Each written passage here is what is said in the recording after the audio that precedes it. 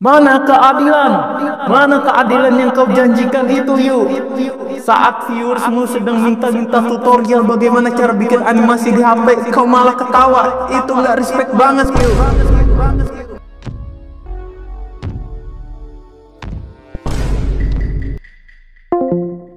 Oke, jadi kali ini gue bakal nunjukin bagaimana proses gue bikin animasi dan sedikit-sedikit tutorial. Semoga aja kalian paham, soalnya gue bukan orang yang bisa ngajarin secara bener sih, apalagi secara video. Oke, tanpa berlama-lama langsung saja ke tutorialnya. Langkah 1, download dulu aplikasinya. Nama aplikasi yang bakal kita pakai di video ini adalah KineMaster Ibis Pen, dan untuk aplikasinya semuanya masih bisa kalian download lewat Play Store. Langkah kedua, bikin aset utama animasi pengalaman. Aset yang gua maksud itu adalah karakter dan juga background. Untuk cara gambarnya sendiri gua masih belum bisa ngasih tutorial, tapi gua bakal ngasih beberapa trik. Dan buat yang nanya bagaimana cara pakai Ibis Pen, mungkin kalian bisa nonton tutorial cara cara gambar pakai Ibis Pen dulu di tutorial lain.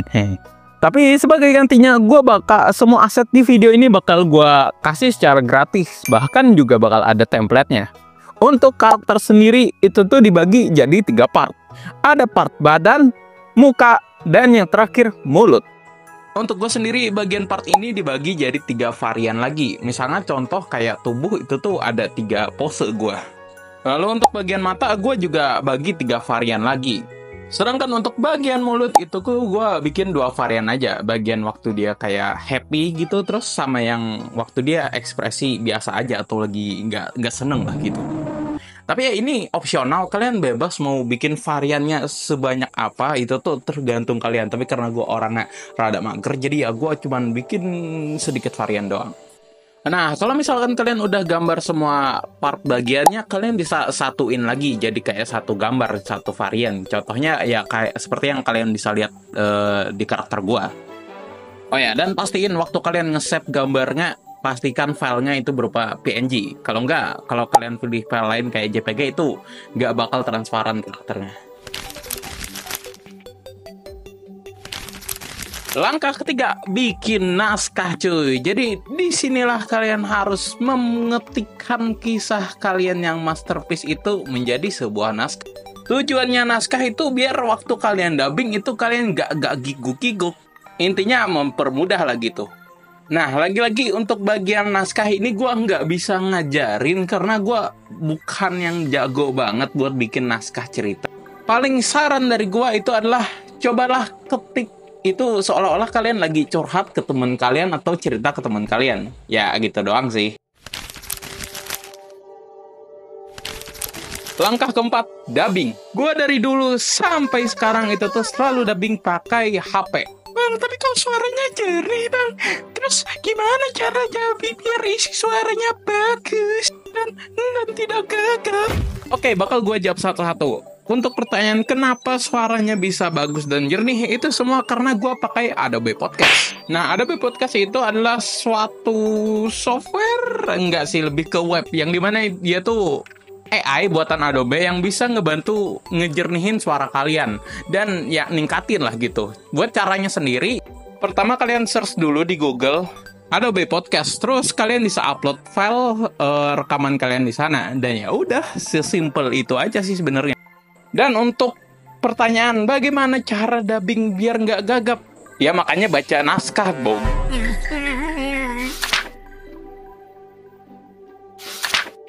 Oke, kalau misalkan audio dan asetnya udah selesai, sekarang waktunya kita memasak konten. Jadi di KineMaster pertama-tama kita bikin project baru dulu dan pastiin resolusinya itu 16:9. Terus kalian bisa kasih nama, ini terserah. Nah, kalau misalkan udah, kalian bisa cari file background kalian, terus tambahkan. Nah, di sini bisa kalian panjangin aja, ini terserah kalian. Nah, ini ntar bisa dipanjangin atau dipendekin lagi ya. Ini hitung-hitung bisa dibilang kayak kanvasnya. Di sini kalian bisa tambahin aset kalian tadi dengan menekan tombol media, terus cari gambar yang pengen kalian tambahin. Nah, kalau misalkan kalian udah nemu aset yang pengen kalian tambahin ke timeline, kalian bisa tinggal klik aja. Terus biar gambarnya itu bisa sesuai dengan resolusi yang kalian edit tadi, kalian bisa tekan bagi layar, terus pilih ke bagian yang penuh, atau kalian bisa lihat kayak di video yang gua tunjukin. Nah, kayak gini kan udah full nih. Kalian bisa geser terserah kalian. Oh ya, hampir lupa. Ingat, buat kalian yang pengen nambahin asetnya, pastiin aset yang kalian tambahin ke timeline itu adalah bagian yang paling belakang. Kayak contohnya tuh background, baru terus karakter, biar supaya karakter kalian tuh nggak ketutup sama background kalian. Tapi kalau misalkan kalian udah terlanjur nge-impor aset kalian bisa tekan titik 3 di samping buat nyesuaiin, buat mengatur layer maksud gue. Supaya layernya itu sesuai yang kayak kalian pengen. Oke, di sini gue udah selesai ngimpor-impor asetnya. Nah, buat kalian yang pengen nambahin animasi, pastikan dibagikan layarnya itu jangan pilih yang full, pilih yang off aja. Soalnya kalau misalkan kalian pilih yang full, itu tuh nggak bisa di keyframe, alias nggak bisa dianimasiin lah gitu. Oke, kalau misalkan udah impor aset, kalian bisa impor audionya, alias dubbing yang kalian rekam tadi, lalu ditambahin ke timeline. Kalau audionya udah diimpor, kalian bisa dengerin dulu apakah audionya udah sesuai apa enggak. Kalau misalkan nggak sesuai, kalian bisa edit lagi dengan klik audionya. Di sini kalian bisa atur volumenya, bisa dinaikin atau diturunin. Terus juga bisa ngasih efek, kayak efek bergema gitu. Mana keadilan? Mana keadilan yang kau janji? Oke, ini kenyaringan, jadi bakal gua turunin volumenya. Masih di HP. Buat ngatur timeline biar lebih gampang, kalian bisa tekan tombol yang gua tunjukin ini, supaya timelinenya jadi membesar gitu, biar lebih gampang. Dan di sini gue bakal panjangin aset-aset videonya sesuai audionya gitu loh. Ini kita panjangin sembarang aja dulu, baru ntar kita rapiin lagi. Nah, kalau misalkan udah panjang, kalian bisa rapiin dengan klik gambar asetnya, terus tekan pangkas, terus hapus aja itu.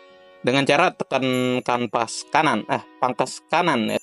Nah, oke, udah rapi. Mana keadilan? Mana keadilan yang kau janjikan itu, yuk? Kalau misalkan udah ngerasa oke, kalian bisa pilih aset yang pengen kalian animasiin. Nah, di sini karena gue pengen animasiin mulut, gue bakal pilih mulut. Nah, supaya mulutnya nggak ngawur, jadi sini bagian audionya kita jadiin patokan. Dan untuk kali ini gue pengen bikin animasinya mulutnya buka tutup aja. Nah, jadi di bagian kayak gelombang audionya yang kecil alias nggak ada suara, itu bakal gue potong, bakal gue pisahin ke bagian yang ada suara. Sebenarnya ini potong-potongannya agak random sih. Jujur gue sendiri agak bingung jelasinnya, tapi ya kalian bisa ikutin apa yang sekarang gue lakuin lah. Oke, gue udah selesai potong-potongin gambarnya seperti yang bisa kalian lihat di sini. Tapi di sini gue bakal cek dulu apakah ada gambar yang menurut gue terlalu panjang. Nah, kayak di sini nih bisa kalian potong lagi di sini nih. Sorry, maksud gue bagi, bukan potong. Jadi gambarnya atau layarnya itu dibagi dua.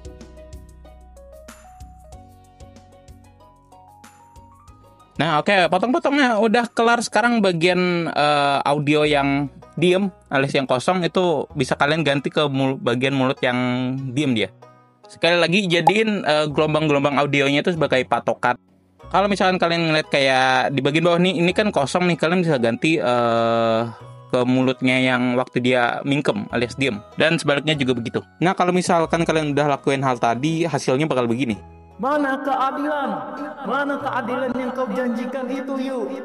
Saat viewersmu sedang minta-minta tutorial bagaimana cara bikin animasi di HP, kau malah ketawa. Itu nggak respect banget, yuk. Nah, kayak begitu. Nah, untuk animasiin mulutnya sebenarnya di sini udah kelar, tapi di sini gue pengen nambahin satu scene lagi yang dimana itu bakal munculin kayak karakter gue berotot gitu.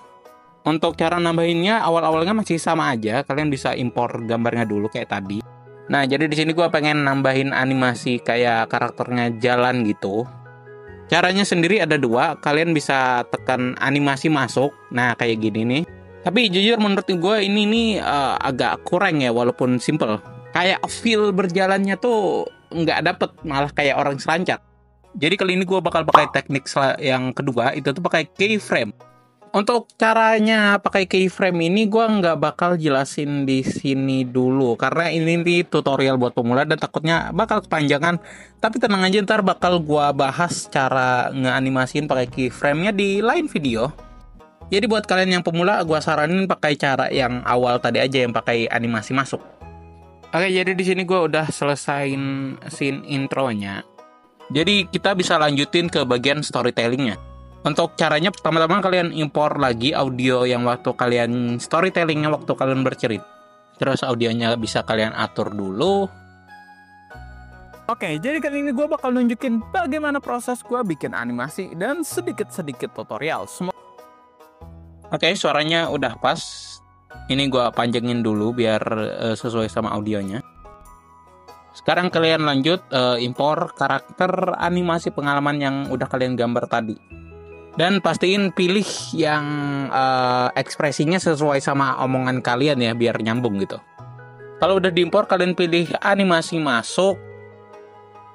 Terus geser ke bawah, cari sembul ke atas. Dan pilih durasinya ke 0,01. Nah, jadi bakal ada kayak animasi dia muncul gitu loh. Sebenarnya caranya udah sih gitu doang. Kalian tinggal kalian ubah, kalian bagi, terus ganti sesuai ekspresi karakternya, sesuai emosi dari dubbing kalian. Kalian sesuaiin. Terus ya udah kayak gitu sih sebenarnya.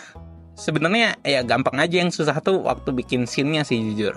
Oke, jadi di sini sebenarnya kalian tinggal ganti-ganti ekspresi karakternya sesuai emosinya aja sih.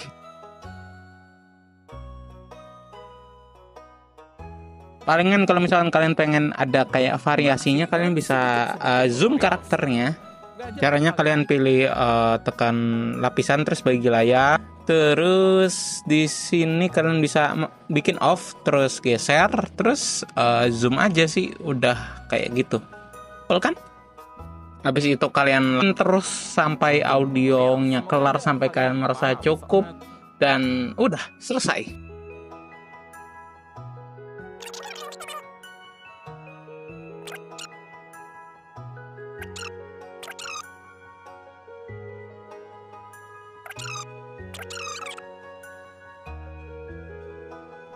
Oke, kalau misalkan udah kelar kayak gini, kalian bisa sesuaiin lagi kanvasnya, dipotong sesuai durasi video kalian. Terus export aja dengan tekan tombol yang di atas tadi. Terus pilih simpan sebagai video. Udah deh, tunggu render aja.